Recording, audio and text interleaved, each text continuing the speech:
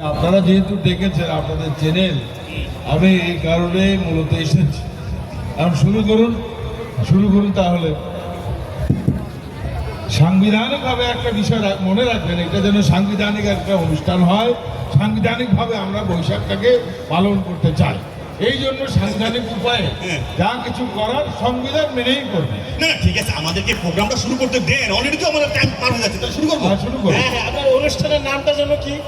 এটা বৈশাখী talk show, আপনি বুঝতেছেন নাকি? পিছনে একটা সাংবিধানিক লাগাই দেন, সাংবিধানিক বৈশাখী টক। দেখো তো এর মধ্যে ভাই প্রোগ্রামটা শুরু করতে দেন। ওকে, যাবো লাইভ ক্যামেরা অ্যাকশন। দর্শক সবাইকে আমাদের আজকের বৈশাখী টক শো পক্ষ থেকে, আমাদের হাই টেলিভিশনের পক্ষ থেকে সবাইকে আন্তরিক শুভেচ্ছা। শুরু হচ্ছে আমাদের আজকের বৈশাখী টক শো। আমরা জানি বৈশাখ মানে হচ্ছে নতুন বছর, নতুন উদ্যমে নতুনভাবে শুরু করা। তবে যা কিছু শুরু করবো সব হচ্ছে সাংবিধানিক উপায়ে।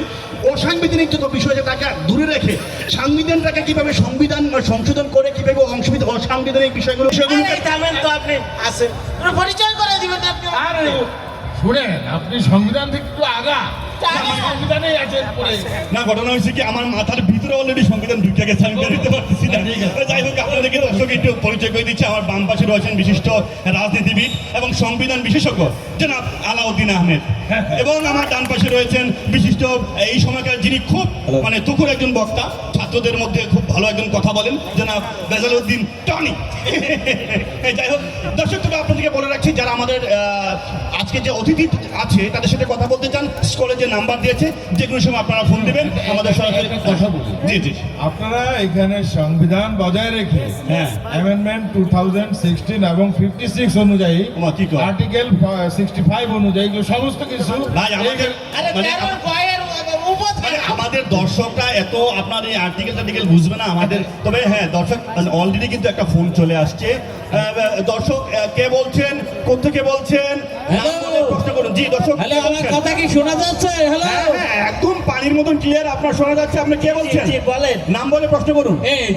এই যে একটা কথা বলে ফেললেন যে নাম বলে প্রশ্ন করুন। আচ্ছা আমাকে বলেন তো, সংবিধানের কোন জায়গায় লেখা আছে যে নাম বলে প্রশ্ন করতে হবে? হ্যাঁ, ও দেখো, আপনার এই সচেতনতা আমার খুব ভালো লাগছে। ভালো, জনগণ কিন্তু এখন সংবিধান খাচ্ছে।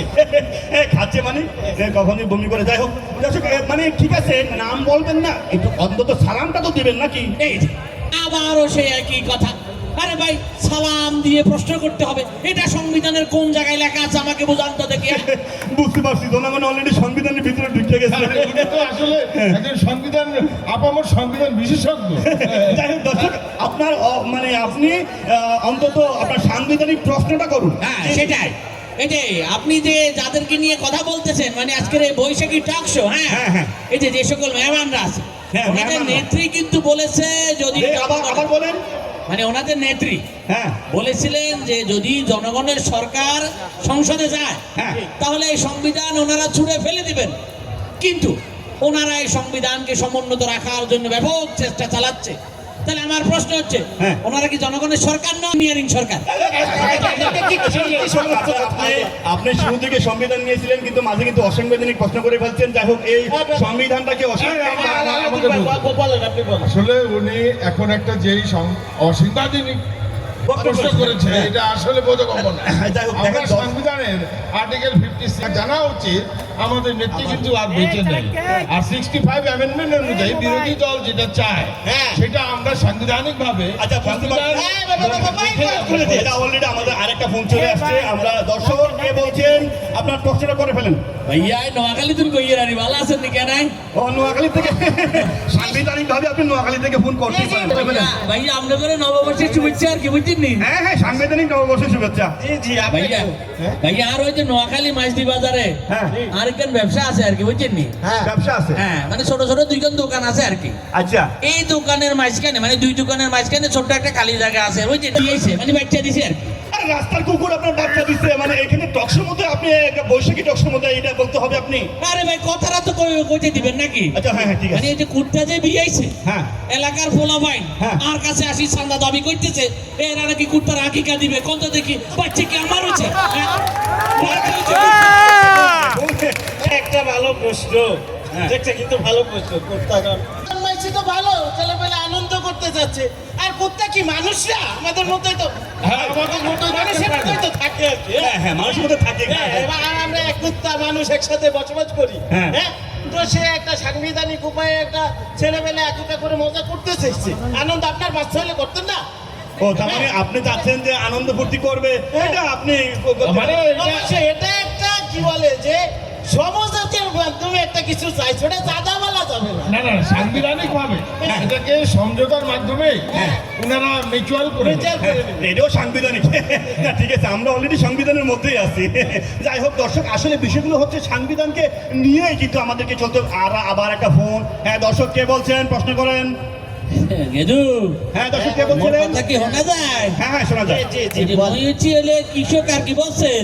কৃষক, আপনি কৃষক? হ্যাঁ, হ্যাঁ। হ্যাঁ। আমি ওই যে মোর ওই যে দুইটা হালের গরু ছিল তো, জি, হালের গরু ছিল, এটা হালের না, মানে কথাটা শোনে না, হ্যাঁ। ওই যে অভাবের কারণে হ্যাঁ। মোর ওই যে হালের গরু দুইটা মই বেচা দিছি, বুঝছে?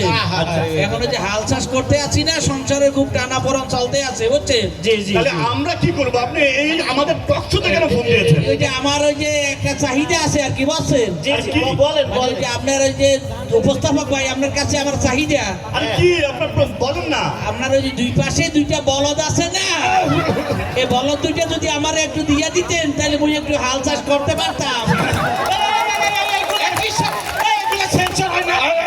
আপনারা দেখুন, দেখুন, কিসের দেখুন। টকশো? না, না, না, না, না, কিভাবে সাংবিধানিক ভাবে এটা কোনোভাবে সাংবিধানিকভাবে এই চ্যানেল বন্ধ করতে হবে। এই আপনারা দেখেন বিষয়টা হচ্ছে একটা দর্শক উনি ফোন দিচ্ছে, চ্যানেল কিভাবে চলে উনি ফোন দিচ্ছে। সাংবিধানিক ভাবে মোকাবেলা আরে এইটা তো উনি আরো সাংবিধানিক অধিকার। ভাই, আরে